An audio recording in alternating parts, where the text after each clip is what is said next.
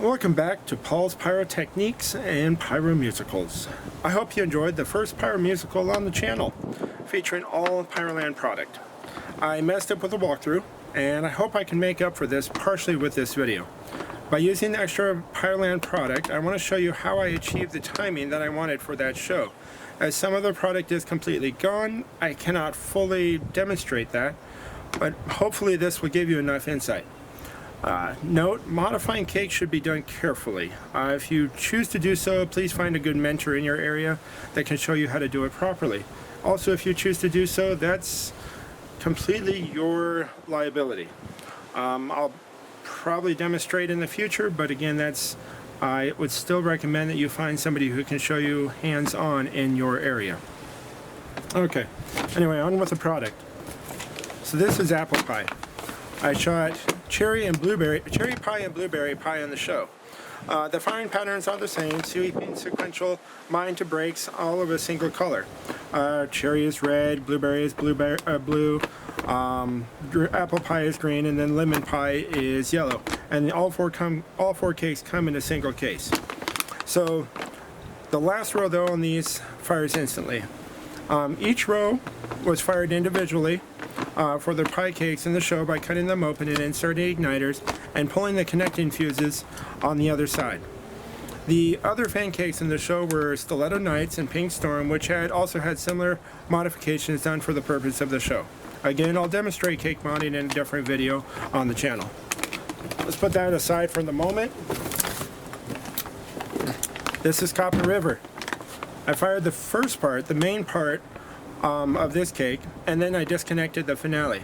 I fired the finale pair of shots with a finale pair from Blue Raspberry, so the copper strobe of this cake would blend with the blue and magenta breaks and the red plum blossom of the blue raspberry. Okay, on to the next one. I remember somebody was asking on the show if I fired individual comments or if I comments out of cakes. There were cakes in the show that had comments built into the rows, and that was Stiletto Nights. But the individual comments and mines were used from the 3D Pros comments and mines.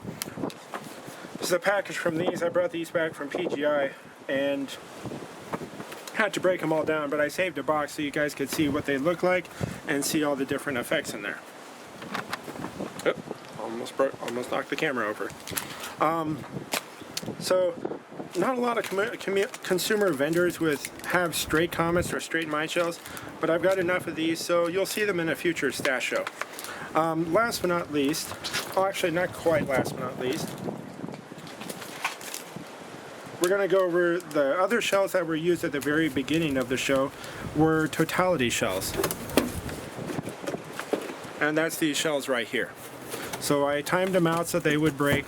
If you listen carefully, they actually break at the piano key hit at the very beginning of the song.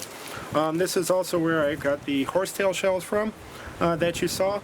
And I believe there's only one other vendor in the US that actually has horsetail shells. Hopefully I can feature those in the future. But in the meantime, these are one of the very few, and these right here, and they have, besides the horsetail shells, they have a lot of different color changing shells in the box. Last but not least, this is Love Potion number 9. Oh, let's kill a quick miss real fast. So, if you measure across the tube, I'm not going to BS you on this channel. That's not my way of doing things. The 3-inch tube, it's a 3-inch outer diameter. It's a marketing gimmick, but I will promise you these are some of the biggest, most beautiful nishiki breaks you can find in the industry.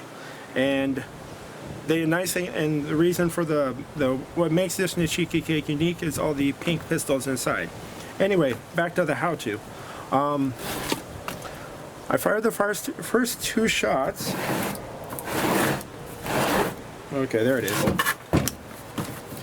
So, I fired the first 2 shots simultaneously at the very beginning. I just ran one initiator into this tube, ran a fast fuse cross over here, so they both fired instantly. Now,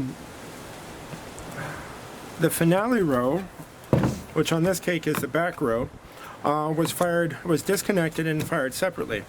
The other cake that went with this finale row was the last row of Nishiki Rush, and there was also 3 of the Nishiki 3D Pro Comets and Mines that went at the same time.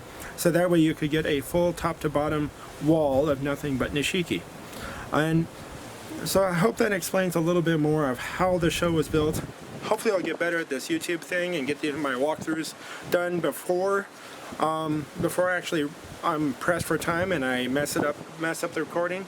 But if you have any questions, feel free to comment.